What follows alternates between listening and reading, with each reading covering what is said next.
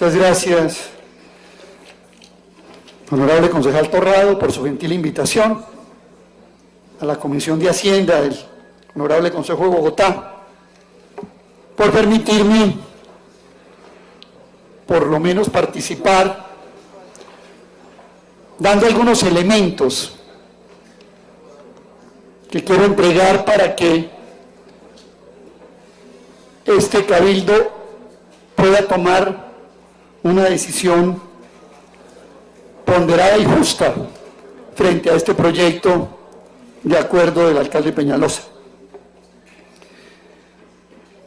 Lo primero que quiero señalar es que el impacto de la decisión trasciende al Distrito Capital. La decisión de venta de alguna parte de la propiedad de la empresa de energía de Bogotá tiene un impacto sobre la matriz energética nacional. No estamos hablando de cualquier empresa. Estamos hablando de una empresa que tiene el 11% de la transmisión de energía del país. Tiene el 22% de la generación a través de Emgesa.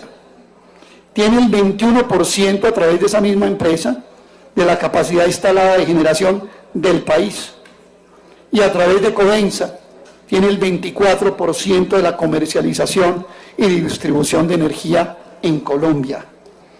Y hablando de otra de sus compañías, de TGI, tiene el 47% del transporte de gas natural en Colombia.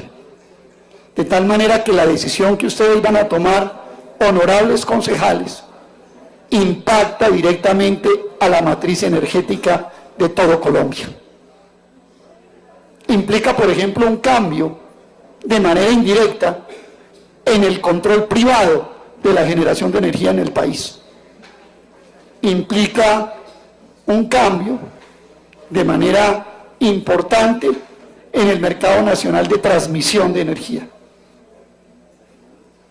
Y en ese sentido, creo que es mucho más que la venta de Isagen. La Isagen era una empresa exclusivamente dedicada a la generación de energía. Esta es una empresa que está prácticamente incluso con incursiones en tecnologías limpias en todos los sectores de la matriz energética de Colombia. Es una decisión de carácter nacional la que ustedes van a tomar. Y tiene la presentación de esta propuesta por parte del gobierno distrital la misma lógica de la venta de Isagen, la de cambiar un activo por otro activo. El doctor Sarmiento, mi colega en la Academia Colombiana de Ciencias Económicas, hizo una exposición en términos de rentabilidad, pero le decía yo al salir que había una imprecisión, porque la rentabilidad para el distrito de infraestructura sobre alianzas público-privadas o concesiones, por ejemplo, si se mira hoy en la rentabilidad para Transmilenio, esa rentabilidad para el distrito es negativa, ni siquiera es del 7%. O sea que es el cambio de una rentabilidad para el distrito del 33% a una rentabilidad negativa que el distrito tiene, por lo menos en las concesiones, en las alianzas público-privadas que hoy tienen la forma que se le va a dar de inversión a los recursos liberados. Estamos hablando también de una empresa que tiene 6 subsidiarias y 5 asociadas, una multilatina, como se conoce, con presencia en Guatemala, 800 kilovatios de transmisión, 24 líneas de transmisión, con presencia en el Perú, es la principal distribuidora de energía en una zona del Perú, con presencia en Brasil y con presencia en México. Es decir, no estamos hablando, honorables concejales, reitero, de una decisión que yo diría, dentro de lo que he escuchado del devenir de este consejo durante este año, es tal vez la más importante de todas las decisiones que ustedes tienen que tomar. Con respecto a la valoración de la empresa, señalaba el doctor Sarmiento algunos mecanismos convencionales. Por ejemplo, un factor múltiplo de EBITDA, o por ejemplo, traer los flujos de caja de la empresa a un horizonte de 10 años con una tasa de redescuento, o por ejemplo, el valor de mercado de la empresa en la bolsa de valores. Yo creo, y se lo digo afortunadamente, aquí está la doctora Arbeláez, aquí hay que desarrollar un proceso de valoración diferente a los tradicionales. Y voy a explicarles por qué, honorables concejales.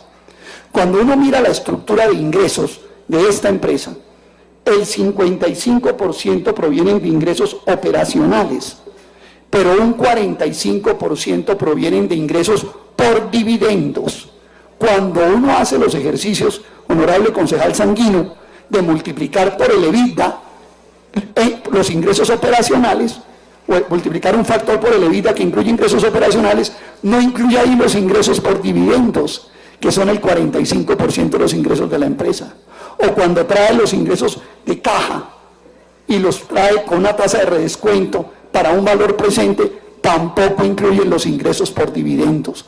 O sea que aquí, honorable concejal Corrado, la valoración de la empresa resulta fundamental y podría constituirse en un enorme deterioro patrimonial si los ingresos postdividendos no entran en la valoración de la empresa y solamente se restringe la valoración a mecanismos que incluyan o mecanismos de mercado bursátil o mecanismos por vía ingresos operacionales. Y esto que estoy diciendo aquí es importante porque entiendo que esta audiencia tiene un carácter público y entiendo que lo que estoy diciendo aquí queda como una constancia para la valoración de la empresa y una prevención a la actual administración sobre un posible detrimento patrimonial si los ingresos por dividendos, que son el 45% de la empresa, no se genera un mecanismo que incluyan la valoración real de esta empresa. También se ha hablado de la democratización de la empresa. Es que vamos a democratizar la empresa. Lo primero que yo quiero decir es que lo más democrático es que fuera de todos los bogotanos. Es lo más democrático posible, la propiedad pública. Pero ahora, entrado en la discusión, quiero comentarles que con el mismo argumento que se hizo la democratización de Ecopetrol, contarles un poco la historia de esa democratización. En el año 2008, las personas naturales tenían el 5,17% de las acciones cuando comenzó la llamada democratización de las acciones de Ecopetrol. Si ustedes entran hoy a la composición accionaria de Ecopetrol, encuentran que en septiembre del año 2016 las personas naturales ya no les queda sino el 0,04% de las acciones, porque lo que quedó en una época en personas naturales poco a poco fue siendo absorbido por fondos de inversión, por fondos de pensiones, etcétera, etcétera. O sea que la llamada democratización termina siendo al final de cuentas un ejercicio bastante vano. Y algo que queda como para Macondo. Hace unos años se vendió el 32% de las acciones de TGI. Se recompró por el doble. Y ahora vamos para la reventa del 20% de TGI.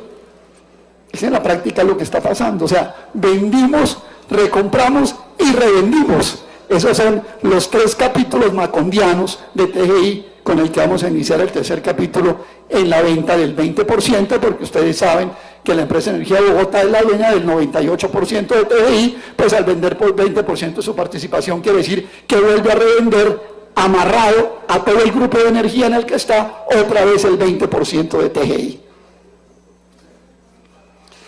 Y hay 2 o 3 elementos más que quiero señalar. Concuerdo con el doctor Sarmiento en que el cálculo sobre el impacto en la economía de Bogotá, que se hace en un ejercicio que termina disparando el crecimiento del sector de obras civiles casi que por encima del 125%, y que eso le va a generar un crecimiento constante del 3,6% del Producto Interno Bruto de la economía de Bogotá. La verdad, yo no sé en qué semestre de economía va el economista que lo hizo, porque valdría la pena mirar eso. Carece de cualquier mínima rigor académico, doctor Arbeláez, ese cálculo. Yo les recomendaría que recogieran esa parte del proyecto y la volvieran a revisar, porque no es posible. Si el doctor Sarmiento dijo que era primer semestre de rentabilidades, yo le digo, este es primer semestre de cuentas nacionales, cuando uno sabe que obras civiles crecen el día que se hace o en el momento en que se hace el desembolso. Cuando usted hace el primer desembolso puede crecer, pero cuando hace el segundo desembolso, si no es un desembolso el doble de superior al anterior, el crecimiento es cero, o si no es superior al anterior, el crecimiento es cero. Yo no entiendo de dónde sacan ese impacto y de dónde sacan ese crecimiento del sector sobre la base de unos desembolsos exponenciales que no los veo, y de ser posible de hacerlos. No entiendo de dónde sale ese ejercicio del impacto económico, que bueno, eso sirve para que alguna persona coja un boletín de prensa y lo meta en un periódico y engañe a los bogotanos. Pero el rigor académico de esa presentación, y ya lo dijo el doctor Sarmiento también, es realmente muy discreto. Yo sí creo que no está a la altura de una Secretaría de Hacienda del nivel de una capital como Bogotá. Y termino con esto. Aquí además hay en todo este ejercicio, hay un ejercicio que en el fondo es el más peligroso de todos, y es presentar la necesidad de la venta de las acciones, del 20% de las acciones, como una necesidad inmediata, ya. No es así.